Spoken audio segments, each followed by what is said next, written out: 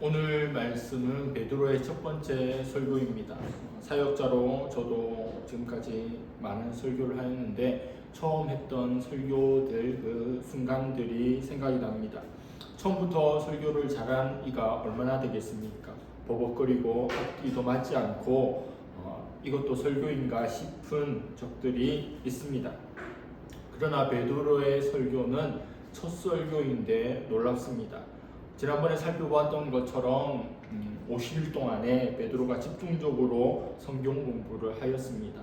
지식, 그리고 지혜, 그리고 성령 충만함이 그에게 이르렀을 때에 그 모든 것이 폭발하는 능력으로 나타나게 되었습니다. 어느 부분도 흠잡을 것 없이 모든 필요한 요소들이 들어가 있고 그 결과조차도 상당한 것이 베드로의 첫 번째 설교입니다. 오늘 한 편의 설교 제가 하게 되지만 이것은 베드로의 설교를 분석하고 그 결과들을 다루는 내용입니다. 오늘 본문은 사도행전 28장 전체의 신학적인 압축된 본문이라고 할 수 있습니다. 단순히 오순절 성령 강림 사건을 설명하는 것으로 그치는 게 아닙니다. 베드로는 예수님의 죽음, 부활, 승천, 그리고 성령이 강림하심을 구약의 성취로 해석합니다. 구약의 말씀들을 인용하면서 아주 오래전에 예언되었던 그 말씀이 마침내 때가 되어서 이루어졌음을 설명합니다. 증명합니다. 구약에 대한 이해가 없이는 어떻게 인용하고 그것을 가져올 수 있겠습니까? 그리고 베드로의 설교로 인하여 초대교회가 탄생하는 순간이 오늘 묘사되고 있습니다.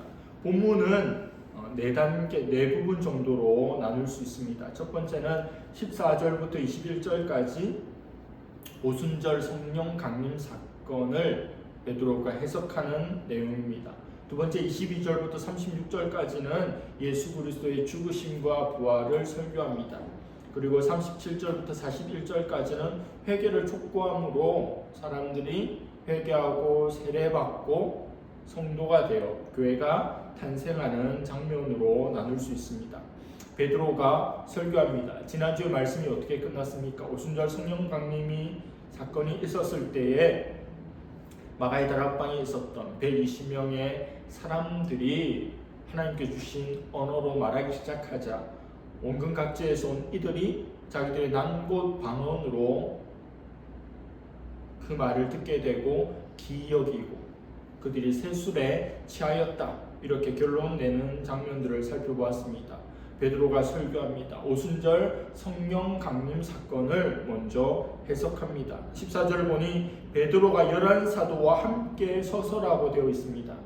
베드로가 혼자 서고 다른 사도들은 앉아 있는 게 아니라 베드로가 서서 메시지를 하는 동안에 다른 사도들 11명도 같이 서 있는 겁니다. 베드로 개인이 설교하지만 이건 베드로 개인의 설교로 그치거나 국한되는 게 아니라 사도 공동체 전체의 증언이라는 의미입니다. 오늘날에도 정당의 대표나 대변인, 어떤 단체, 어떤 기관의 장들이 발표할 때 혼자 딱 서 있지 않고 뒤로 일렬로 이렇게 사람들이 있죠. 한 사람이 이야기하지만 서 있는 모든 사람들의 뜻이 그들이 목적하는 바가 이 한 명을 통해서 드러난다라고 하는 의미입니다. 그래서 베드로 한 사람이 설교하지만 그것은 12사도 전체의 메시지이고 120문도 전체의 하나된 메시지로 보아야 한다는 겁니다. 오늘 15절에 나오는 제3시, 시간에 대한 이야기를 합니다. 유대인의 시간은 성경이 나오는 것에다가 6을 더하면 됩니다. 제3시는 오전 9시입니다. 경건한 유대인들은 하루 3번 기도합니다. 오전 9시, 낮 12시, 그리고 오후 3시 이렇게 기도하죠. 그리고 유대인들은 특별히 오순절 같은 절기, 명절에는 아침 10시까지 금식하는 관습이 있는데 오전 9시에 사람들이 술에 취해 있다. 이거는 말도 안 된다는 반박부터 합니다. 그들의 해석이 뭡니까? 술 취했다는 거예요. 그 이야기부터 언급하고 베드로가 전할 이야기들을 하는 게 순서에 맞죠. 베드로는 술 취했다 이렇게 해석하는 그들에게 감정적으로 대응하지 않습니다. 좀 짜증나고 화가 나고 어떻게 그렇게 보나 이렇게 여길 수도 있죠. 경건한 유대인인데 아침부터 술에 쩔어 있다고 판단하니 기분이 좋을 리 없죠. 그러나 베드로는 팩트로 이야기합니다. 그리고 성경으로 그들의 오해를 한꺼풀 풀어냅니다. 그들에게 전하고자 하는 메시지가 있는데 처음부터 기분 상해서 싸우겠다고 접근하면 어떻게 메시지를 전하겠습니까? 순례객들이 주장하는 대로 베드로와 120명의 사람들은 새 술에 취한 것이 아니다. 성령의 도래를 예언하는 요엘서 2장 28절부터 32절의 성취를 지금 맛보고 있는 것이라고 합니다. 16절에 이는 곧 선지자 요엘을 통하여 말씀하신 것이니 오늘 우리에게 나타난 일은 요엘 선지자 수백 년 전에 예언됐던 그 선지자의 말씀이 오늘 이루어지는 것이라고 이야기합니다. 베드로는 나와 우리 제자들 그리고 사도들의 체험이 어떻다는 것을 설명하지 않습니다. 기도하는데 바람 같은 소리가 들렸고 불의 혀 같은 것이 보였고 우리 혀를 마음대로 주장했다 이런 말씀을 하지 않아요. 단지 말씀으로 체험을 해석합니다. 오늘날 이것은 우리 신앙의 원리에도 그대로 적용돼야 합니다. 신앙은 우리가 한 체험으로 성경을 해석하는 것이 아니라 성경으로 우리의 체험을 해석합니다. 베드로와 120명의 사람들은 기가 막힌 놀라운 체험을 했지만 그 체험에 방점을 찍지 않고 이 모든 것은 그저 말씀의 성취일 뿐이라는 것, 그리고 요엘서라고 하는 것을 베드로가 성경 공부를 했기 때문에 이 말씀을 하는 거죠. 우리는 다 알고 있으니까 이 요엘서고 사도행전에서 베드로가 이렇게 인용하고 설교한다고 하지만 구약 성경의 양이 방대한데 오늘 그들이 경험하고 있는 바를 그대로 가져와서 말할 수 있다는 것은 지식이 있다는 것이고 또 성령의 깨닫게 하심을 따라서 깨닫게 되었다라고 하는 의미도 되는 겁니다. 신앙의 처음을 성경 말씀으로 해석하고 있습니다. 17절에 말세라는 말이 나옵니다. 요엘서 히브리어를 보면 그 후에라고 돼 있어요. 그러니까 요엘 선지자는 그 후에라고 말한 바를 베드로가 그 후에는 이제 말세라고 해석하면서 인용합니다. 예수님이 부활하셨죠. 성령이 강림하셨습니다. 그러니까 이제 종말의 때가 시작되었다는 거예요. 마지막 때가 되면 이와 같은 일들이 있을 것이라고 말씀합니다. 어떤 일이 일어납니까? 모든 육체에 성령이 임하고 그들이 구원을 받는다는 거예요. 모든 계층, 모든 신분, 모든 민족에게 성령이 부어지는 시대가 됐다는 겁니다. 내 영을 부어주리니 이거는 찔끔찔끔 흘려보내거나 한 방울씩 떨어뜨리는 게 아니라 아예 하나님께서 성령을 쏟아 부으신다는 의미입니다. 풍성하게 넘치도록 하나님께서 성령을 부어주십니다. 지난주에도 살펴봤지만 구약시대에는 제한적으로 특별한 존재에게 한시적으로 임하였던 성령이 이제는 모든 믿는 자들에게 부어지는 시대가 된 거예요.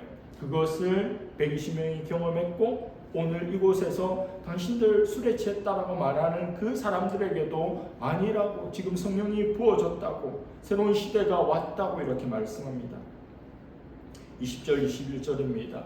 주의 크고 영화로운 날이 이르기 전에 해가 변하여 어두워지고 달이 변하여 피가 되리라. 누구든지 주의 이름을 부르는 자는 구원을 받으리라 하였느니라. 주의 크고 영화로운 날은 주님이 재림하시는 종말의 날이에요. 해가 변하여 어두워지고 달이 변하여 피가 되는 것은 종말 직전에 임할 대환란을 의미합니다. 인간이 하나님의 이름을 부른다는 것은 어떤 의미입니까? 흔히 타 종교에서 주문을 외우고 계속 반복하듯이 하나님의 이름을 하나님 이렇게 반복해서 부르는 게 하나님의 이름을 부르는 걸까요? 많은 그리스도인들이 오해하는 것처럼 하나님의 이름으로 나의 원하는 바를 하나님께 기도하는 의미겠습니까? 하나님의 이름을 부른다. 주님의 이름을 부른다. 무슨 말이죠? 이 질문에 대한 답은 창세기 4장에서 찾을 수 있습니다. 하나님께서 인생을 포함한 세상 모든 만물들을 창세기 2장에 창조하였다고 기록되어 있습니다. 그러나 인간은 창세기 4장 25절에 이르기까지 하나님의 이름을 한 번도 자발적으로 불러본 적이 없습니다.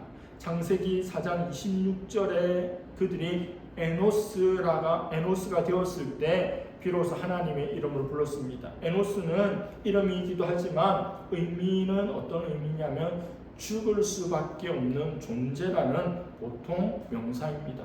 그전에는 여호와의 이름을 부르지 않았는데 에노스, 죽을 수밖에 없는 존재라고 하는 자기 인식이 있으니 하나님을 부르지 않을 수 없게 된 거예요. 자기의 죽음을, 자기의 유한함을, 자기의 연약함을 자각하기 전까지는 하나님이 그다지 필요하지 않아요. 그러나 죽음이 남의 진 이야기, 남의 이야기가 아니라 나의 문제로, 나에게 다가온 문제로 뼈저리게 느껴지게 될 때 생명의 근원이신 하나님의 이름을 온 힘을 다해 부르지 않을 수가 없다는 거예요. 에노스, 죽을 수밖에 없는 존재라고 하는 인식이 있을 때 하나님의 이름을 부르는 겁니다. 따라서 인간이 하나님의 이름을 부른다는 것은 에노스, 죽을 수밖에 없는 존재임을 하나님 앞에 겸손하게 고백할 때 부를 수 있는 거예요. 하나님 인생을 처음 만드셨을 때는 사망이 없었습니다. 그러나 죄로 인해 사망이 오게 되었죠. 이 죽음의 문제를 해결할 수 있는 존재는 아무도 없었어요. 그러기에 하나님께서 구원자 예수 그리스도를 이 세상에 보내어 주셨고, 죽으시고 부활하신 예수님을 믿고 받아들이고 그의 이름을 부르게 되면 구원을 받게 될 것입니다. 요엘서에 예언했던 주의 이름을 부른 자가 구원을 얻듯이 지금 예수 그리스도의 이름을 믿으면 구원받게 될 것이라는 복음을 전하고 있습니다. 로마서 10장 13절에서 14절입니다. 누구든지 주의 이름을 부르는 자는 구원을 받으리라. 그런즉 그들이 믿지 아니하는 이를 어찌 부르리요? 듣지도 못한 이를 어찌 믿으리요? 전파하는 자가 없이 어찌 들으리요? 누구든지 주님의 이름을 부르면 구원을 받을 수가 있는 거예요. 이것을 모르는 사람이 있기 때문에 전도하는 거고, 이것을 모르는 나라와 민족이 있기 때문에 가서 선교하는 겁니다. 예수님의 이름을 부르며 구원을 받습니다. 그들이 최소한 싫어요, 거절할 수 있는 기회는 줘야 되는 것 아니겠습니까? 그런 이야기 듣지 못했는데요, 아무도 전해주지 않았는데요. 그러면 아직 예수님이 오실 때가 멀었다는 거예요. 모든 민족에게 그 선택권이 주어지는 거예요. 그들의 언어로, 그들의 귀에 예수 그리스도의 이름을 부르고 그분을 믿으면 구원받는다라고 하는 복음이 최소한 전파되어야 한다는 거예요. 이제 베드로는 예수님의 죽음과 부활을 설명합니다. 이전까지는 구약 성경 공부했던 바를 인용하면서 성령 강림의 사건을 말씀의 성취로 표현하죠.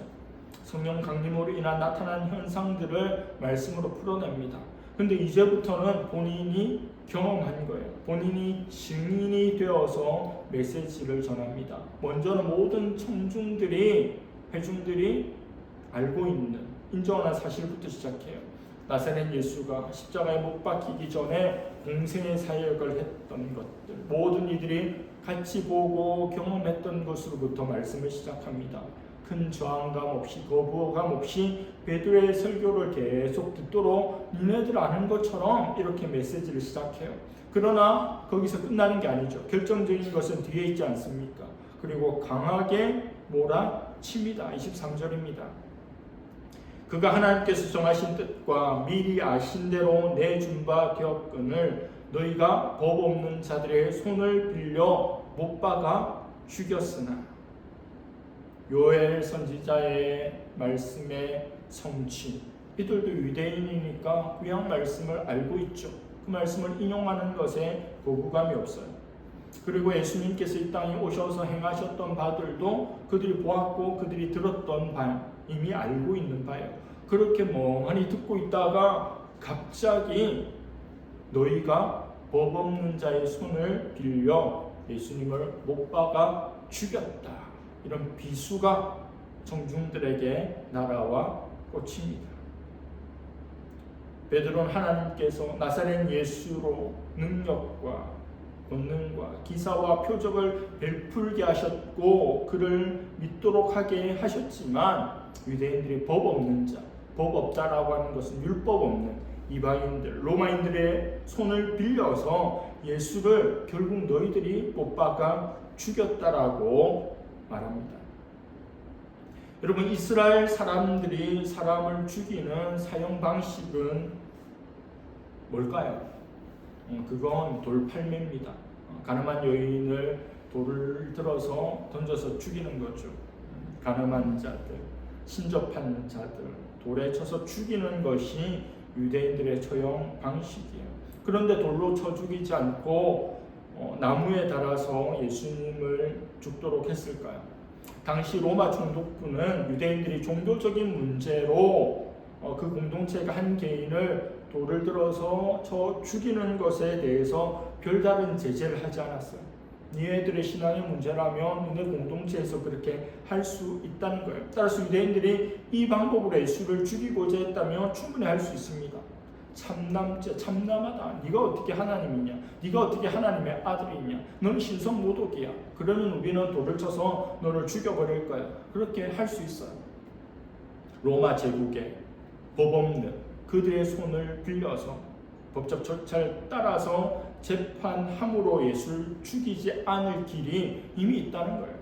그런데도 왜 굳이 십자가에 달아서 죽이는 길로 나아갔을까요? 신명기 1장 22절 23절 보면 나무에 달린 자에 대한 말씀이 있습니다. 나무에 달린 자는 하나님께 저주를 받았고 그를 하루 이상 매달아 두면 그 땅을 더럽힌다는 규정이 있어요. 예루살렘의 종교 지도자들이 돌로 충분히 군중들과 함께 예수 그리스도를 죽일 수 있었지만 굳이 로마에 의해서 그들의 처형법인 십자가에 못 박혀서 죽도록 한 것은 이 예수가 하나님의 저주를 받아서 죽게 되었음을 입증하기 위해서 그 길로 예수님을 죽이도록 했다는 거예요. 베드로는 예수의 부활과 그의 필연성을 설명하기 위해서 시편 16편을 또 인용합니다. 그 예수를 하나님이 살리셨다. 우리가 증인이다. 여러분, 초대교회의 복음은 철학이 아니라 증인된 자들의 증언이에요. 그 예수를 하나님께서 우편에 앉으셨다. 그리고 성령을 보내셨다. 성령은 예수께서 왕이 되었다는 증거이다. 또 시편 110편을 인용합니다. 요엘서부터 시작해서 시편의 말씀을 자유자재로 인용해요. 결과적으로 보면 딱딱 들어맞는 말이지만 아무것도 없는 백지 상태에서 그냥 일어서서 메시지를 하는데 이렇게 적합한 말씀을 가지고 인용할 수 있다. 베드로가 달라졌습니다. 지식으로 충만하고 성령으로 충만하니 이런 기가 막힌 설교를 하는 거예요. 학문 없는 자라고 온 세상들이 알고 있고 갈릴리 출신, 어부 출신이라고 사람들이 낮게 보는 베드로가 흠잡을 데 없는 설교를 하고 구약의 해석을 하고 있어요. 36절이 본문의 절정입니다. 하나님이 그를 주와 그리스도가 되게 하셨다. 주는 절대 주권자, 그리스도는 기름 부음 받은 자. 너희들이 법 없는 자의 손에 의해서 예수를 죽였지만 하나님의 뜻과 말씀의 성취 그리고 너희들의 자유의지가 다 합하여져서 하나님께서 주와 그리스도가 되게 하셨다. 십자가에 죽으신 예수는 부활하심으로 왕이 되었다. 만왕의 왕으로 선포되었다. 이렇게 베드로가 멋지게 설교를 딱 했어요. 설교가 끝났습니다. 여러분, 설교를 너무너무 잘해도 성도들이 은혜를 못 받을 수가 있겠죠. 성도들이 불편한 마음을 가질 수 있어요. 설교를 정말 앞뒤도 맞지 않고 문법도 안 맞는 예전에 부흥사들이 막 그랬죠. 그런데 회중에서는 놀라운 일이 엄청나게 일어납니다. 오늘도 마찬가지죠. 흠잡을 데 없는 박사 논문 같은 설교를 해도 성도들이 냉랭할 수 있고, 초등학교 정도 나온 수준의 어휘와 문장력과 표현을 했는데도 성도들이 은혜 받고 난리가 날 수도 있잖아요. 베드로가 그렇게 기가 막힌 설교를 했을 때 사람들이 어떤 반응을 보였을까요? 37절입니다. 그들이 이 말을 듣고 마음에 찔려 베드로와 다른 사도들에게 물어 이르되 형제들아 우리가 어찌할꼬 하거늘. 대박이 났습니다. 설교는 한 목적성이 있죠. 설교 행위는 그 설교가 지향하는 바가 있어요. 베드로의 설교가 지향하는 바가 있죠. 사람들의 회심입니다. 사람들의 반응이에요. 이렇게 설교했는데 그냥 집으로 돌아갔다 하면 설교는 잘했으나 결과는 좋지 않죠. 그러나 그들은 마음에 찔렸어요. 베드로에게 와서, 사도들에게 와서 이제 우리 어떻게 하면 돼? 어떻게 하면 돼? 뭐가 찔렸어요? 너희들이 예수를 못 박아 죽였다는 게 비수와 같이 꽂혔으니 이제 집에 돌아가서 발 뻗고 편안하게 어떻게 자겠습니까? 하나님을 자기들이 십자가 못 박아 죽였는데 어떻게 살 수 있겠어요? 마음에 찔려 베드로의 설교를 들었던 수많은 사람들이 마음에 찔림을 받았어요. 우리 성령님은 감정을 흔드는 분일 뿐만 아니라 죄를 깨닫게 하십니다. 야, 베드로가 이렇게 똑똑했어. 오, 이렇게 성경 해석을 잘해. 오, 이렇게 논리적으로 완벽해. 그래서 놀란 게 아니라 베드로가 전한 메시지의 핵심에 그들이 찔렸어요. 화살이 날아와서 꽂히듯이, 비수가 꽂히듯이 찔렸어요. 찔리다는 헬라어 단어는 카타니수라는 단어인데 말발굽에 의해서 땅이 움푹 패인 상태를 의미합니다. 말이 천천히 걸어간다고 하면 바닥이 어떻게 움푹 패이겠어요? 온 힘을 다해서 뛰어간다면 움푹 패이겠죠. 그만큼 사람들이 베드로의 설교에 충격받았다는 거예요. 베드로의 메시지가 자기 심장을 꾹 눌러서 심장이 움푹 패여서 마음에 찔려서 이제 어떻게 해야 되나 그런 반응을 보였다는 거예요. 그들은 어떤 사람들이었습니까? 조금 전만 하더라도 이상하다. 저 사람들 술에 챘다고 느꼈고 표현한 사람들이죠. 그렇게 해석했던 사람들이에요. 그리고 예수 그리스도가 십자가 달려 돌아가시는데 직접 간접으로 동참했던 자들 아닙니까? 아무 상관없는데 너가 죽였다고 하면 나 아닌데 뭐 이렇게 하잖아요. 월드컵이 이제 마지막을 향해 가는데 모든 경기마다 재밌는 건 뭐냐면 파울이 일어나거나 팔 비슷한 일이 일어나거나 뭐 골이 들어가거나 뭐 이러면 선수들이 다 손을 들고 다 아니래. 다 자기가 발 걸었는데 아니래. 파울 아니래. 다 일단 뭐 부정하고 거부하고 명확하게 했어도 일단 다 아니라고. 그 아니라고 하는 거 다 모아보면 수천 건이 되지 않겠습니까?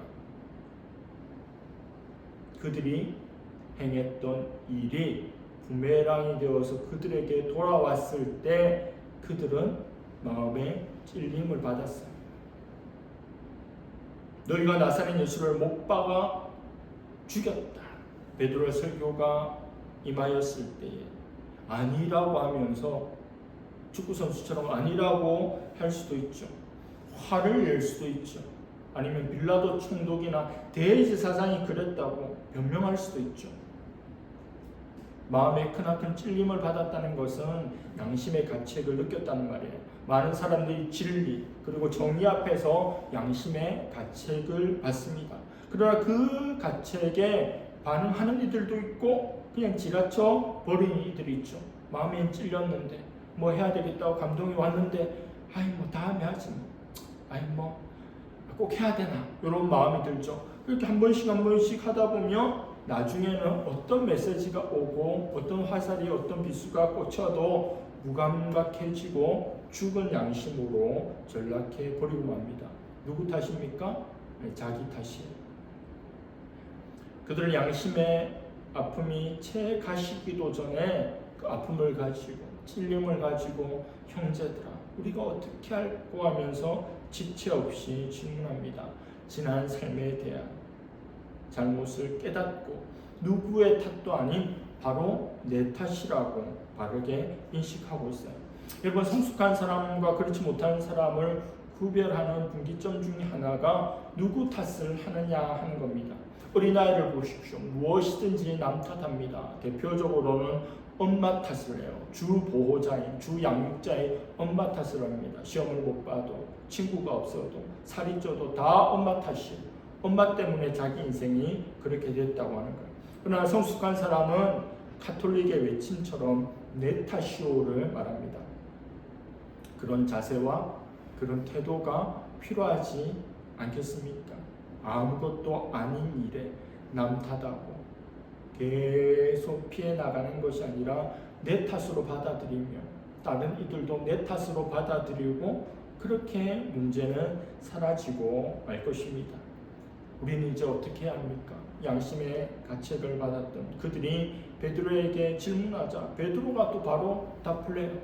한 3일 있다가 답 줄 게가 아닙니다. 그냥 스님이 요즘에 하는 것처럼 즉문즉답 듣자마자 그냥 답하는 거예요. 어떤 유튜브 보니까 스님한테 자기 교회 갔는데 안 믿어지는데 계속 다녀야 되냐 뭐 이런 질문을 하더라고요. 회중들이 웃죠. 스님한테 교회 신앙생활을 질문하는 거예요. 베드로가 뭐라고 이야기합니까? 38절에 베드로가 이르되 너희가 회개하여 각각 예수 그리스도의 이름으로 세례를 받고 제사함을 받으라. 그리하면 성령의 선물을 받으리니. 질문하는 그들 향해 베드로는 이미 예상했다는 듯 바로 그냥 이야기합니다. 먼저 회개하라.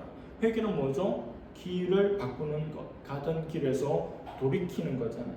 다음으로 예수 그리스도의 이름으로 세례를 받고 제사함을 받으라. 이제는 하나님께 속한 존재가 예수님께 속한 존재가 되라. 가는 길에서 유턴하고 세례받고 제사함 받으면 성령님이 선물로 너희들에게 임하게 될 것이다. 베드로의 설교를 듣고 세례를 받은 사람 수가 약 3,000명이나 되었습니다. 앞으로 살펴보겠지만 사도행전 4장 4절의 말씀에 의하면 거기에도 말씀을 듣는 자 중에 믿는 자가 많다며 남자만 5,000이야 되었다고 나옵니다. 오늘 본문도 마찬가지로 남자의 수만을 카운트하지 않았을까요? 하루에 남자 3,000명, 며칠 있다가 남자 5,000명, 남자 8,000명이 믿고 세례를 받았어요. 여인들이 범사에 종교성이 많죠. 어린아이들이 더 열린 마음이 있죠.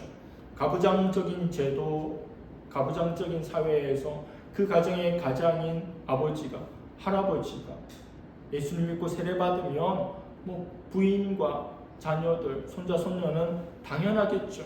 곱하기 몇이 될 겁니다. 최소한으로 잡아도 여자와 아이들 포함하면 2만, 3만, 4만 명 초대형 교회가 된 거예요.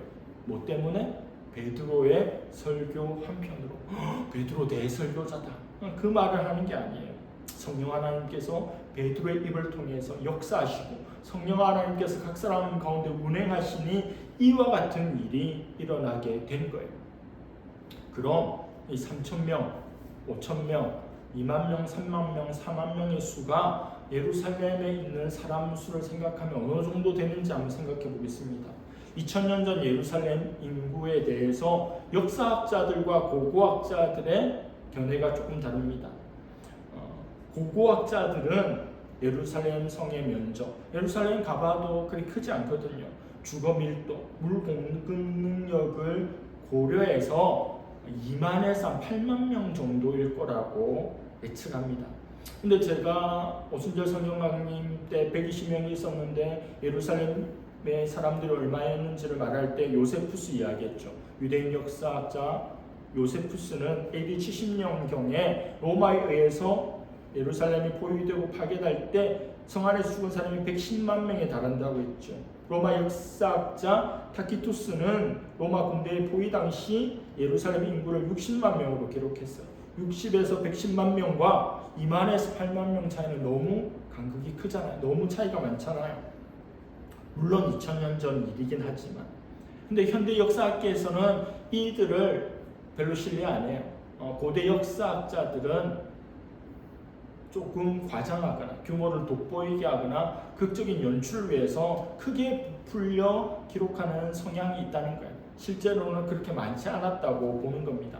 그리고 100번 양보를 하는데 이 숫자는 예루살렘에 상주하는 그냥 예루살렘 주민들이 아니라 로마군이 밀어닥칠 때 밀리고 온 사람들, 그리고 순례객들이 오도 가도 못하고 있을 때 그 상황의 일시적인 숫자라고 이야기합니다.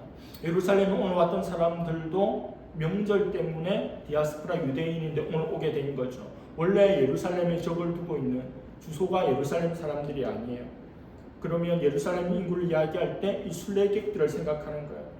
유대인들이 3대 절기가 되면 여기저기 흩어져 있던 디아스포라 유대인들이 이 지역으로 몰려들죠. 일시적으로 수십만 명에서 100만 명 이상으로 폭발적으로 늘어났을 거라고 봅니다. 성 주변에는 거대한 텐트촌이 만들어지는 거죠. 이런 현상 오늘날에도 마찬가지죠. 불꽃 축제하거나 또 뭐 광화문에서 월드컵 응원을 하면 그 좁은 서울시청 앞에 잔디에 수많은 사람들이 운집하잖아요. 우리 12.7 기도할 때도 그렇게 많은 사람들이 그곳에 모였습니다.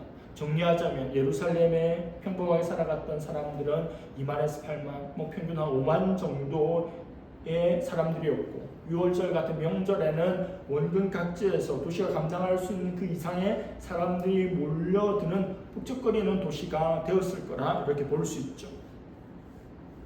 예루살렘에서 오늘 베드로가 설교하고 그리고 며칠 있다가 말씀으로 해서 믿는 사람이 2만, 3만, 4만 명이 됐다는 것은 오늘날의 기준에도 5천 명만 모여도 대형 교회라고 하는데 한 지역에 그 정도의 교회 대한민국에서 있다고 하더라도 놀라운 일인데 이 당시에 한 도시의 인구 절반 정도 50%의 복음화가 이루어졌다. 이건 대단한 일이죠. 이와 같은 일은 앞으로 두 번 다시 일어나지 않아요. 성령 하나님께서 임하였을 때 그 설교를 듣고 많은 사람들이 감동을 받고 세례를 받고 그리스도인이 되었다는 역사적인 현장입니다. 이 구절을 보면서 우리 교회 성장학자들이 힘을 얻어요. 본래는 12명이었죠. 그리고 마가의 다락방에서는 120명. 그런데 그 숫자가 2만 명, 3만 명, 4만 명 기하급수적으로 폭발적으로 성장했어요. 우리 CCC에서 수십 년 전에 개인 전도를 강조하면서 한 명이 2명 전도하고 이 한 명이 또 2명 전도하고 이렇게 승법 전도를 하면 몇십 년 후에 이제 세계 복음화가 이루어진다 그렇게 했죠. 그런데 그대로 되지 않아요. 교회 성장학자들은 교회는 끊임없이 양쪽으로 부흥해야 된다고 이 본문을 보면서 주장합니다. 일리 있죠. 하나님의 복음이 선포되고 많은 사람들이 회개하고 세례를 받고 예수 그리스도를 믿는 성도가 되고 교회를 이룰 수 있어요. 그러나 우리는 사도행전 전체를 이미 다 알죠. 사도행전 전체의 틀에서 보면 본문을 조금 냉철하게 볼 필요가 있습니다. 단 며칠 사이에 몇만 명으로 불어났던 성도들은 이후에 어떻게 되었을까? 그 군중들은 어떻게 되었을까? 이로부터 30년이 지나고 사도 바울이 1차, 2차, 3차 전도 여행을 끝마치고 예루살렘으로 돌아왔을 때 그 사도 바울, 그 이방인의 사도를 영접한 그리스도인들은 극소수에 불과했습니다. 한번 피크를 치고 30년 동안에 완만하게 줄어갔다는 거예요. 오히려 대다수의 유대인들은 바울을 죽이려고 했습니다. 아니 사도들의 사역으로 며칠 만에 2만, 3만, 4만이 된 성도들이 됐다면 30년 후에는 그 도시가 100%에 가까운 복음화가 돼야 되는 거 아닙니까? 그러나 그 실제는 그 정반대였습니다. 그 많던 그리스도인들은 다 어디로 갔을까요? 누가 성도들을 다 옮겼을까요? 여러 가지로 분석할 수 있지만 그들의 신앙적인 결단, 세례가 군중 심리에 의한 일시적인 감흥에 의한 것이 아니겠는가 생각해 볼 수 있습니다. 그 많은 사람들이 순간적인 열정, 감정에 휩싸여 세례 형식만 취했다고 볼 수 있죠. 수많은 명의 사람들이 세례받고 초대교회의 일원이 되고 초대교회가 구현한 일들에 동참하고 말씀 배우고 기도에 힘썼지만 그리스도와 연합하는 신앙인의 본질에는 이르지 못했다는 거예요.